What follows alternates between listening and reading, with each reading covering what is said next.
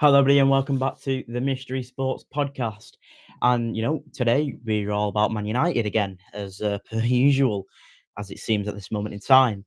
We've got a midweek game of fixtures. Obviously, during this festive period slash New Year's, it will be obviously there's a lot of games, and that's why we're seeing the midweek Premier League fixtures at this moment in time. Obviously, United as in the title can go back to back wins and make it back to back wins at home against Wolverhampton Wanderers on Tuesday night. Well, tomorrow night, I think 8:15 kickoff it is. So, in terms of what I will think will happen in this game, I think United will definitely have a lot of the ball and need to create chances, and I think they will create an abundance of chances come Tuesday night. I mean, we cast our memories back to the the fixture, I think only 2 weeks, 3 weeks ago, I think it was, where United travelled away to the Molineux and absolutely battered Wolves 4-1.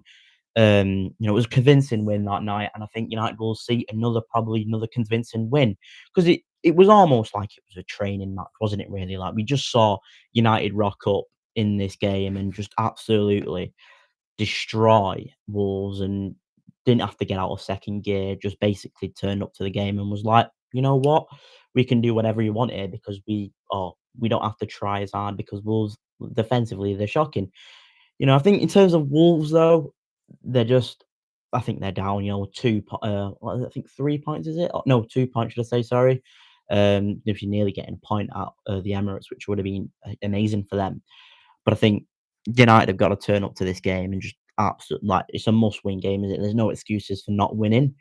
Um, I think what we need to see from United is minute one energy from kickoff, literally pressing on the front foot, getting an early goal, and just keep creating chances and pin Wolves in their half and just go and create an abundance of chances and go and win the game 4-0 or something like that. That's what we need to see, and we need to score more goals. I mean, we're sat on 4 goal difference. Imagine that 4-0. We're on 8 goal difference. I think we've not been on 8 goal difference or above 5 goal difference for a long time now. And I think this is a type of game where United could easily go and get 5 goals or go and get that goal difference up and, push for the likes of obviously, Chelsea, obviously, I think are on 11 goals difference. So we need to get close to them and I think 4-0 is a realistic score. I think United miss a lot of chances, but if we are clinical, and I've been calling it for a few weeks now, if United are clinical in front of goal, and I think we do score a lot of goals because I just think Wolves defensively are all over the place and they're not that good of a side. Um, for United, obviously, last time out, it was a 1-0 win over Newcastle. I thought we did show good resilience there. And if we can take that resilience into Wolves when they hit on the break or something, with like Mane, who's a very dangerous player for Wolves, if we can just reduce their attacks and just keep them pinned back and stop preventing from having shots on Lemons' goal, then I think United can keep another clean sheet. And to go back to back wins and back to back clean sheets, I think that's really positive, and it gives the United strand only a few games that he needs for to get his haircut. I think I was just discussing with my mate a few weeks ago, not a few weeks ago, a few days ago, obviously after the result against Newcastle. So it's like obviously the second game could be Wolves, and I think it will be. Then we've got Leeds on Sunday at 12:30, and I think United could definitely win that. If we win that, it's 3 in a row. Then Burnley, um, they're in 19th place. It should be a win there, and Brighton in the FA Cup. Obviously, that's at home, so I think United definitely have a chance to go 5 wins on the bounce, and I think we probably might do it. So hopefully, United do go and do this, get that 5 wins on the bounce, and it'd be obviously good to see. Obviously, last time against Wolves, well, I said that was 4-1.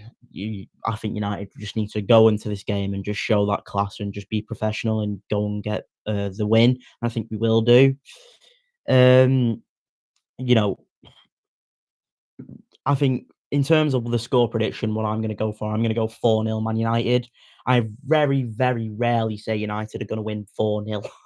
I don't think the last time I've said United were going to smash a team, and I think Wolves just are that team who I don't want to jinx it, but I think United will go and just absolutely destroy them come Tuesday night. I just don't see another kind of way Wolves will get something out of this game. there's a part of me now is just thinking Wolves gonna it's a United thing to do, drop points against bottom of the league and, Wolves getting a 1-0 lead and United just about scraping a win. But I think we kinda turned that leaf. I hope we've turned the leaf. I don't wanna say we have, but I hope we've turned that leaf and we're gonna go and win and we go and destroy the team 4-0, and I hope we do. In terms of who I think will get on the score sheet, I think Seshko will get a goal. It's about time Seshko gets a goal, and I think he will. Casemiro, I think he'll pop up. He likes popping up with goals here and then, and I think Cunha will also grab a goal against his former club.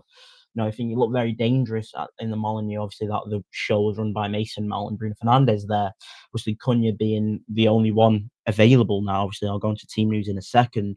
I think Cunha will get a goal, and I just think someone else will score. I think it'll be one of the people who we don't expect to score. So someone probably like Shaw or something, or Martinez will pop up with a goal. I think that'll be good. Or even Delo, I think he might score. Just thinking on it there.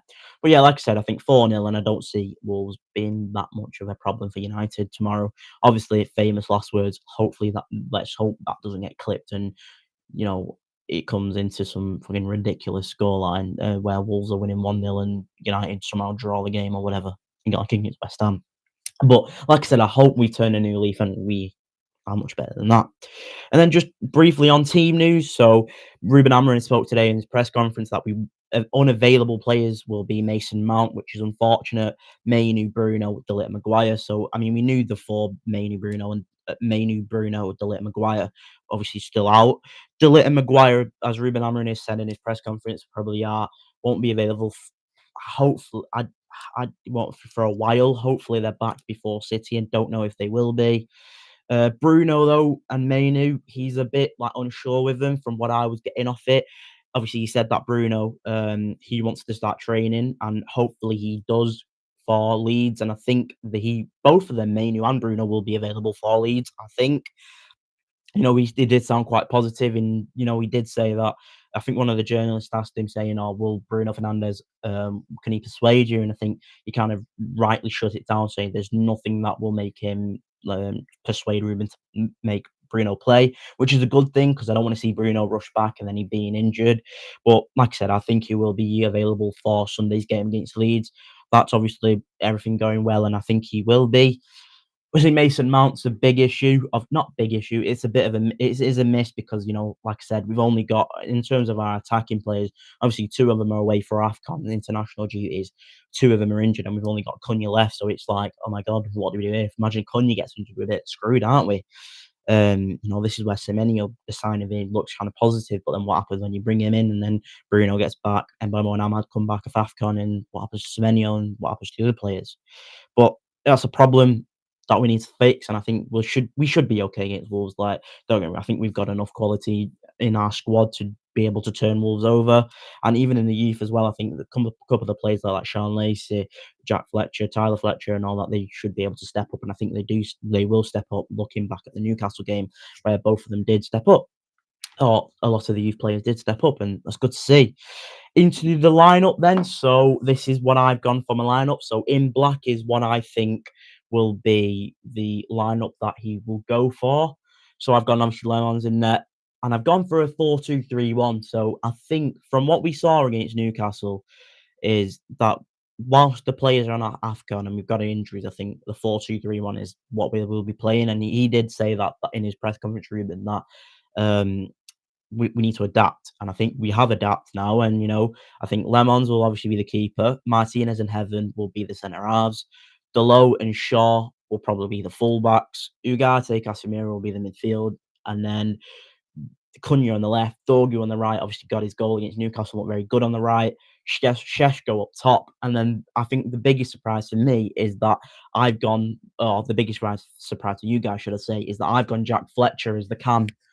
And a lot of people would be like, put Xerxes there, and that's why I put Xerxes in blue. So the reason why I've gone with Jack Fletcher over Xerxes is because I've noticed that since Roma, and we've come out with the news that Roma have put an official bid in for Xerxes on loan. I think Xerxes hasn't looked the best. I mean, he comes on, he did try and things, but he just didn't look like the normal Xerxes. So maybe that might be something, maybe influencing Ruben Amorim. But I think Jack Fletcher will start, and I think this is a chance for the youth, especially Jack Fletcher, starting at Old Trafford, making a name for himself. And if he can get on the score sheet or get an assist or something, I think that'll be amazing for not just himself, but I mean for the family and for just to show that that United Academy is still alive, and that prestigious thing that we all allude to, obviously with the class of '92, Rashford, Garnacho, you could argue, Mainu, and all those players who we bring up. Imagine Jack Fletcher gets on the bench, gets on the score sheet or whatever he does, and gets a goal involvement. I think we'll just be like the United Academy is still alive, and we will hopefully see that. And I hope Jack Fletcher does start. I think he had a great game against Newcastle, and I think he played well for the brief period against at Villa Park. So that's what I've gone for. I wouldn't be surprised if we did see Xerxes start. I think, but I just think if you're going to start Shesko, you don't start Xerxes just in terms of the balance of the team, and I think Jack Fletcher just gives a bit better on there. I mean, one thing that I was just thinking now is that United do lack a winger, don't they? Realistically, you've got Ahmad, Bruno, Ahmad and Mbeumo out. We don't really have a left-sided winger. Our right-sided winger, so maybe that's a signing like Semenyo could be, but I think he's gone to Man City. If Semenyo did come in, you'd definitely play Semenyo on the right, and obviously, Doggy would be on the left like that. But I think if we're going, if I'm just looking at it for the summer transfer window, I think you got to get a centre mid, just because obviously Casemiro is aging and Ugarte is not good enough for that box to box type of role that we need. A sh- and maybe another centre back just because of the injuries that we have. A fullback will be a will definitely need to get one of them in, and I think a right winger as well, or someone who can play versatile on both wings would be ideal for United. Obviously, that's for the future. I think our main priority would obviously be a centre half, not centre half, centre mid, because I think United are weak in that position. And then just to go over like a bit of an AFCON watch in terms of them. So obviously Ahmad and Mbeumo and Mazraoui are both, all three of them are out at the AFCON. I mean, I was watching Ivory Coast versus Cameroon yesterday. I didn't even realise them two were playing, and Ahmad got on the score sheet again with a wonderful goal. If you've definitely not seen it, definitely have a look on that and get on Twitter or somewhere. You'll be able to find this goal, a brilliant goal. I mean, it does put Ahmad 2 in 2, and getting man of the match in both games, which I think is just showing that Ahmad is carrying that class there for Ivory Coast, and he's carrying in on his form, and hopefully can bring that back to United when he comes back off AFCON.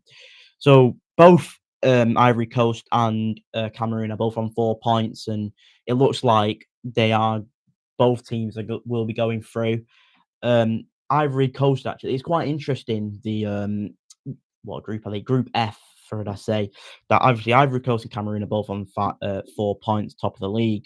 Then Mos Mons Mozambique or something, an African team there. They're on 3 points, and they do play Cameroon.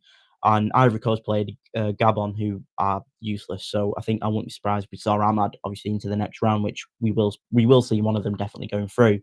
We might see both, but with the Cameroon's opponents being on the same points as at 1 point behind them, and probably will give Cameroon a tough game. So hopefully we do see um, I mean, I don't wanna say hopefully we'll see Mbeumo coming back early because I want him to do well in AFCON, but for in terms of United, how I'm gonna look at it, because I want him to come back to United.